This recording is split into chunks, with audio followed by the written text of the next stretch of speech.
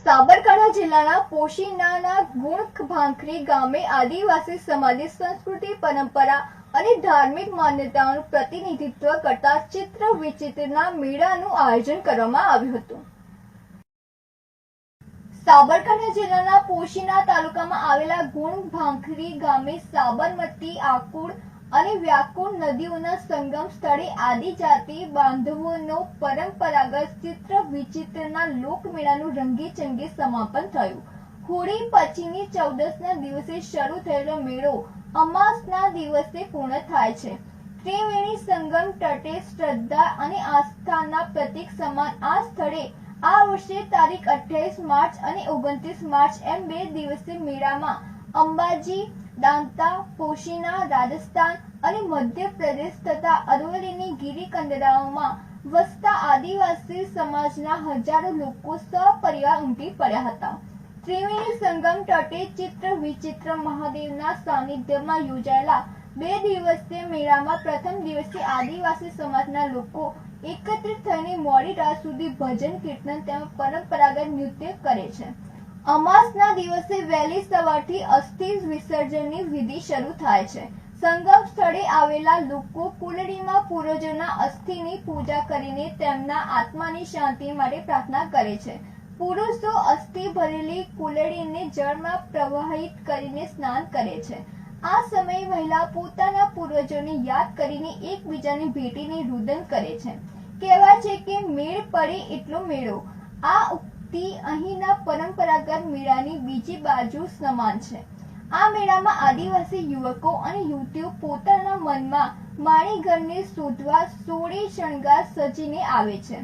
મેળામાં હસતા ફરતા તેઓ એકબીજાની પસંદગી કરે છે અને તેના પ્રતીક સ્વરૂપે એકબીજાને પાન પણ ખવડાવે છે। તો બીજી તરફ મેળો માણવા આવેલા લોકોએ ઢોલના તાલે પરંપરાગત નૃત્ય કરીને ચકડોળમાં બેસીને ચીજ વસ્તુઓની ખરીદી કરીને મેળાનો માહોલ જમાવ્યો હતો। ત્રિવેણી સંગમ તટે આદિવાસી સમાજની સંસ્કૃતિ, પરંપરા અને ધાર્મિક માન્યતાઓનું પ્રતિનિધિત્વ કરવા ચિત્ર વિચિત્રના મેળામાં વિલાપ અને વિનોદની અનોખી અનુભૂતિ થાય છે અને તે અનુભવ કરવા વિદેશી સહેલાણીઓ પણ ઉમટી પડે છે। તેને તેની યાદગીરી રૂપે કેમેરામાં પણ કંડારે છે। ફ્રાન્સથી આવેલા એનિયસ અને જો તે પોતાના અનુભવો વર્ણતા જણાવ્યું કે તેઓ જે દેશમાંથી આવે છે ત્યાં પૂર્વજોની યાદમાં આટલા બધા લોકો એક સાથે ભેગા થતા નથી। જ્યારે અહીંની પરંપરા પ્રત્યક્ષ નિહાળીને એક અલગ જ પ્રકારના અનુભવોનો અહેસાસ થયો। રાજસ્થાનના કોટડાથી પોતાના દાદીની અસ્થિ વિસર્જન કરવા આવેલા રાજમલ વડેરાએ જણાવ્યું કે તેમના દાદા પરદાદાઓ પણ અહીં આવીને પૂર્વજોના અસ્થિ વિસર્જિત કરતા હતા, જે પરંપરા આજે અમે લોકોએ પણ જાળવી રાખી છે। और जैसे कि हमारे हर साल हर बार जैसे कि यहाँ पे जैसे महाकुंभ नहीं जा सकते हैं, इसीलिए हमारे जैसे कि पड़ोस गांव में गुजरात में चतरवेतर में जो महादेव जी का मंदिर है वहाँ पे नदी है। वहाँ पे जैसे कि कोई ऑफ हो जाता है जिसकी अर्थी होती है उसको विसर्जन करने के लिए हम यही आते हैं, इसलिए ज़्यादा दूर नहीं जा पाते हैं। इसीलिए हमारे पूर्वजों के पूर्वज भी यही लाते थे और मेरे भी दादी ऑफ हो गई थी तो मैं भी उनके अर्थी विसर्जन करने के लिए यहाँ पर आया हुआ हूँ। બનાસકાંઠાના દાંતા તાલુકાના મામણોજથી આવેલા કાંતિભાઈ પંડ્યાએ જણાવ્યું કે આદિવાસી સમાજના લોકો પોતાના પૂર્વજોના અસ્થિઓનું વિસર્જન કરીને પરિવારજનોને પ્રસાદી વેચે છે તેમજ કપડાનો પણ વેપાર કરવાની પરંપરા નિભાવે છે। આદિવાસી વિસ્તારના મેળાઓએ લોક સંસ્કૃતિને જીવંત રાખવાનું કામ કર્યું છે। આદિજાતિ સંસ્કૃતિ જળવાઈ રહે તે માટે રાજ્ય સરકાર સતત પ્રયત્નશીલ છે, જેના ભાગરૂપે અહીં આવતા લોકોને કોઈ તકલીફ ના પડે તે માટે જિલ્લા વહીવટીતંત્ર દ્વારા પણ અહીં વિશેષ સુવિધા ઊભી કરવામાં આવી છે।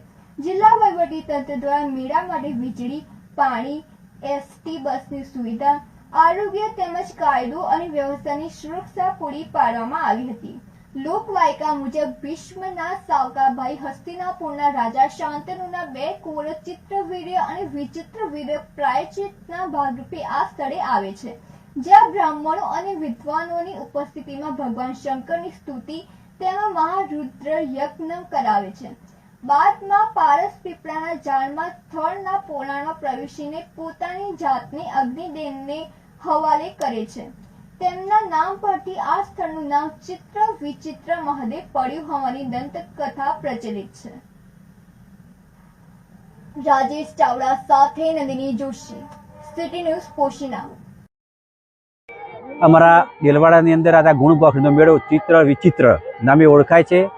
આ મેળાનું મહત્ત્વ એવું છે કે પોતાનું કોઈ પણ માણસ સ્વજન મરી ગયું હોય તો એના અસ્થિ વિસર્જન આ ફાગણ મહિનાની અમાસના દિવસે એનું વિસર્જન કરવામાં આવે છે. તેના સમયના તમામ સ્વજનો સાથે આવી અને આ પવિત્ર ગંગાની અંદર વિસર્જન કરી અને જે પ્રસાદી તરીકે વેચે છે.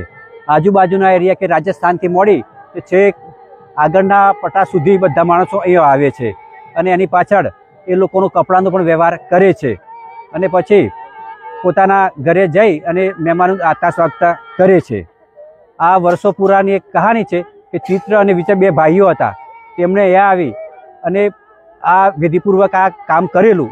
એના પાછળ અત્યારે આ પરંપરા મુજબ અત્યારે એ પણ આ ચાલે છે એની વિધિ અસ્થિ વિસર્જનની અને પોતાના સ્વજનો સાથે વિસર્જન કરી પછી ઘરે જાય છે પોતાના.